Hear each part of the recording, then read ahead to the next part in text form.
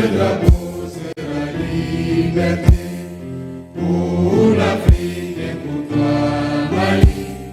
Notre combat sera l'unité. Au Mali d'aujourd'hui, au Mali de demain, les chants fleurissent d'espérance, les cœurs vibrent de confiance. Maliennes, Maliens, mes chers compatriotes, hôtes du Mali, par la grâce d'Allah, nous franchissons le seuil de la nouvelle année 2026. En ce moment de recueillement et d'espérance, je formule pour chacune et chacun d'entre vous des vœux de réconfort, de concorde, de santé et de prospérité. Je m'incline pieusement devant la mémoire de nos martyrs civils et militaires. Leur sacrifice est le socle de notre engagement et de notre renouveau.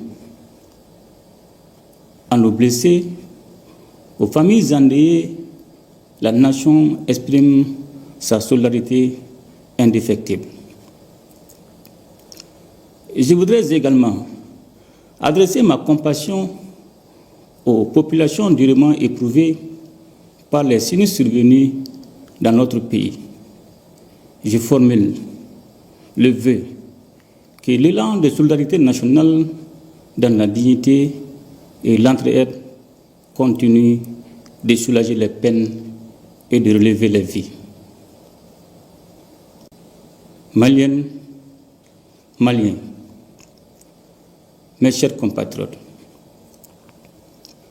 le passage à une nouvelle année est une occasion de regarder ensemble le chemin parcouru, d'évaluer nos efforts communs et de mesurer avec lucidité les défis à relever. L'année 2025, dont nous vivons les derniers instants, a été une année d'épreuve, notamment sur les plans énergétiques et économiques. Elle a également été une année de vérité, celle qui révèle dans l'adversité le patriotisme et la résilience indéfectible des Maliennes et des Maliens. Je rends un hommage appuyé à notre peuple pour sa dignité, sa patience et sa détermination. Depuis plusieurs mois, notre pays subit d'importantes perturbations dans son approvisionnement en carburant, consécutives à des attaques répétées contre des convois vitaux. Parallèlement, une campagne de désinformation a tenté d'installer le doute, la peur et la division. Elle n'a fait que renforcer notre prise de conscience collective et consolider notre dynamique de résistance. En ces instants solennels, je salue la bravoure de nos opérateurs économiques, de nos chauffeurs et de leurs apprentis, qui, au péril de leur vie, ont assuré le ravitaillement du pays. Je félicite nos forces armées et de sécurité, ainsi que le gouvernement, pour la coordination de la réponse nationale ayant permis d'éviter des ruptures majeures de carburant. Derrière chaque défi se dresse une opportunité. Le défi d'importation doit devenir une opportunité d'innovation. Pour une nation debout comme la nôtre, l'adversité n'est pas un frein, elle est un levier.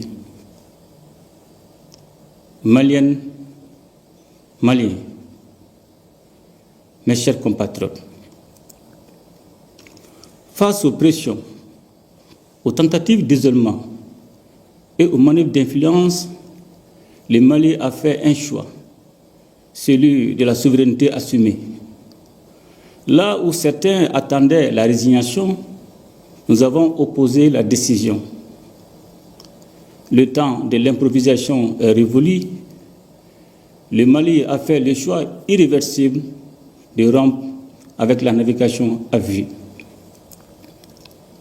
C'est dans cette perspective que j'ai doté notre nation d'une boussole stratégique. La vision prospective Malikura Nyatasira Kabesamba Flani Biurani Sabama, adossée à une stratégie de mise en œuvre 2025-2033. Ancrée dans le scénario du renouveau, cette vision est notre pacte d'honneur avec les générations futures. À l'horizon 2063, notre ambition est de faire du Mali une nation souveraine, unie, juste, sécurisée et prospère. Nous abordons l'année 2026 avec une ligne de conduite, celle de consolider la souveraineté et de bâtir une prospérité partagée. Maliennes, Maliens, mes chers compatriotes, la paix durable demeure la condition première de tout progrès. C'est le sens du combat héroïque mené chaque jour par nos forces armées et de sécurité contre le terrorisme et le crime organisé. Je salue leur bravoure, leur discipline et leur professionnalisme. La nation ne les oubliera jamais. Mener une guerre asymétrique est une épreuve redoutable. Mais face à la menace, nous avons choisi de rebâtir notre outil de défense. Des avancées significatives ont été enregistrées, des zones ont été sécurisées, la liberté de mouvement s'est améliorée et l'autorité de l'État poursuit son rétablissement. Et cette dynamique dépasse nos frontières nationales. Avec nos frères du Burkina Faso et du Niger, nous avons franchi une étape déterminante avec l'opérationnalisation de la force unifiée de l'AES et la mise en place d'un dispositif opérationnel coordonné. Face à l'ennemi commun, notre solidarité s'est traduite en actes. Protéger nos peuples et défendre notre espace commun. Nous savons aussi que la paix véritable ne s'impose pas, elle se construit. Elle exige la vérité, le dialogue et la confiance entre Maliens. L'adoption de la Charte pour la paix et la réconciliation nationale marque une étape décisive, celle d'un processus de paix endogène porté par notre volonté collective. Dans ce cadre, une nouvelle phase du programme du DDRI a été engagée avec un recrutement spécial et la réinsertion des milliers d'ex-combattants, notamment à Ménaka, Kidal, Mopti, Ségou, Gao et très prochainement Tombouctou. La mise en place de l'Observatoire pour la paix renforcera durablement cette dynamique. En tirant les leçons des processus de paix antérieurs, il apparaît clairement que les solutions maliennes sont les plus viables pour le Mali. Maliennes, Maliens, mes chers compatriotes, si la souveraineté militaire garantit l'intégrité du territoire, la souveraineté culturelle protège l'âme de la nation.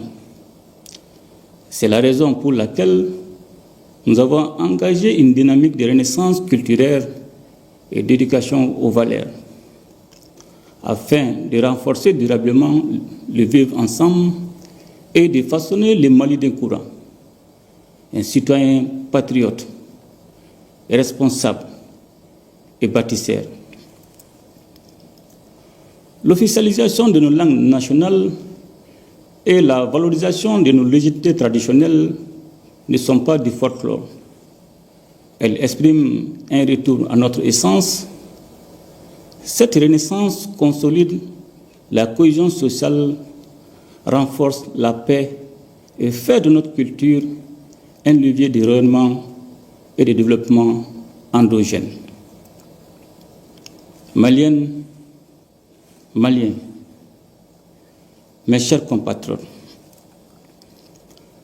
la justice et la gouvernance vertueuse demeureront au cœur de notre projet national. La lutte contre la délinquance économique et financière, la corruption et l'impunité n'est pas une option. Elle s'impose comme un devoir.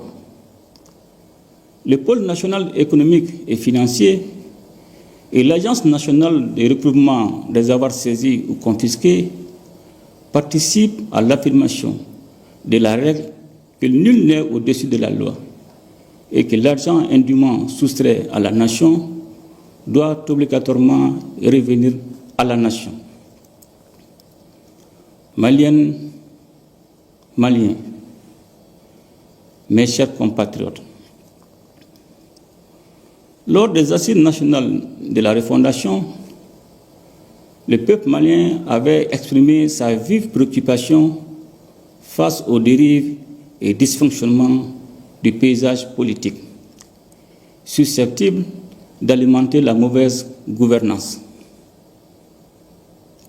Fidèles à notre engagement d'appliquer les recommandations issues des assises dans un esprit de concertation et d'inclusivité, j'ai décidé d'organiser en avril 2025 les consultations avec les forces vives de la nation afin de préciser les modalités d'application de certaines recommandations et de leur mise en œuvre dans le cadre de la relecture de la charte des partis politiques. À l'issue de cette rencontre, les participants ont notamment recommandé la dissolution des partis politiques afin de repartir sur des bases plus saines et plus justes et de faire l'audit des partis politiques. L'année 2026 ouvrira les sentiers des concertations nécessaires autour de l'avant-projet de loi déterminant les conditions de formation et d'exercice des activités des partis politiques, prévu à l'article 39 de la Constitution. Maliennes, Maliens, mes chers compatriotes, malgré les différentes sanctions imposées depuis 2020 et les contraintes sécuritaires, notre économie a démontré une résilience remarquable par une croissance soutenue, une inflation maîtrisée et une dette soutenable. L'État a assuré ses dépenses essentielles et le retrait du Mali de la liste grise du GAFI en juin 2025 a renforcé la crédibilité de notre signature. Nous avons consenti des efforts importants pour protéger le pouvoir d'achat, notamment par des subventions ciblées sur les denrées essentielles et l'énergie. Nous poursuivrons cette dynamique avec discipline, efficacité et transparence. À travers des programmes dédiés à l'entrepreneuriat et à l'emploi, des dizaines de milliers d'emplois ont été créés, redonnant espoir et perspective à notre jeunesse. Parallèlement, la modernisation de l'administration financière se poursuit, notamment par la digitalisation des recettes publiques afin de renforcer l'efficacité de l'État et la transparence au bénéfice des citoyens. Dans le secteur minier, l'ouverture de nouvelles capacités, l'application stricte de nos textes ainsi que la renégociation de certains contrats ont déjà produit des retombées significatives pour l'État. En 2026, nous poursuivrons cette trajectoire par des mesures de structuration et de valorisation, afin que la richesse nationale serve davantage à l'investissement public, l'emploi et la transformation locale. Une vérité doit s'imposer. La richesse du Mali va appartenir aux Maliens et profiter d'abord au peuple malien. Maliennes, Maliens, mes chers compatriotes, la crise énergétique a été éprouvante. Cette épreuve nous oblige à une transformation profonde. Elle nous impose d'édifier une souveraineté énergétique par la diversification des sources d'énergie, par le développement des capacités nationales, par des investissements structurants et par l'amélioration durable de la gouvernance du secteur.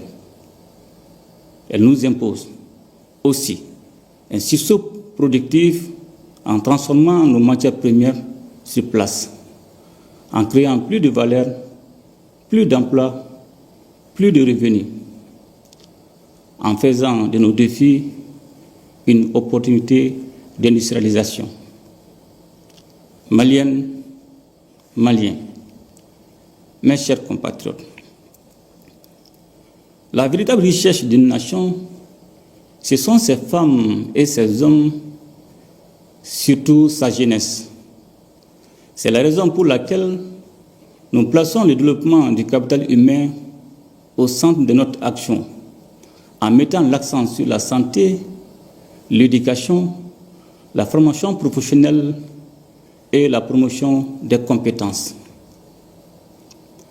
Dans le domaine de la santé, nous poursuivrons la réalisation des structures modernes afin de garantir à chaque citoyen des soins de qualité, ici même au Mali, dans la dignité.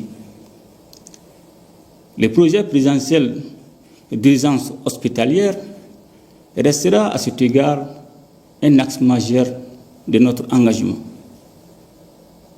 Maliennes, Maliens, mes chers compatriotes,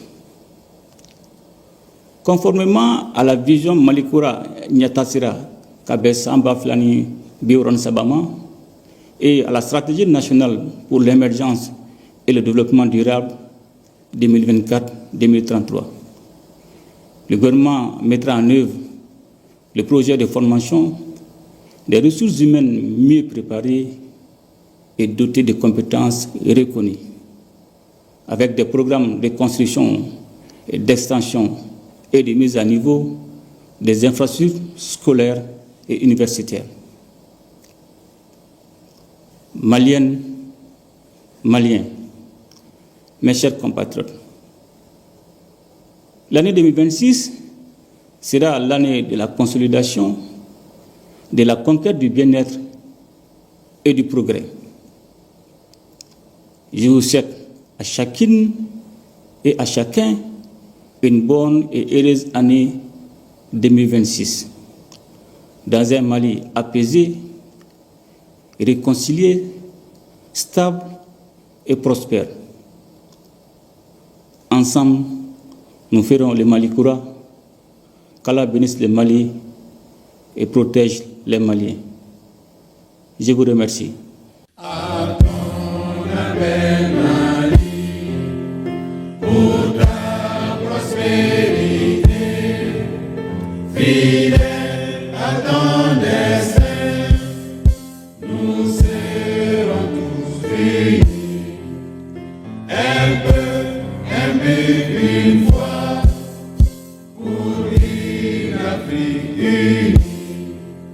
Si l'ennemi découvre son front, au-delà ou au-dehors, debout sur les remparts, nous sommes résolus de mourir pour l'Afrique et pour toi, Mali. Notre drapeau sera liberté pour l'Afrique et pour toi, Mali. Notre combat sera l'unité.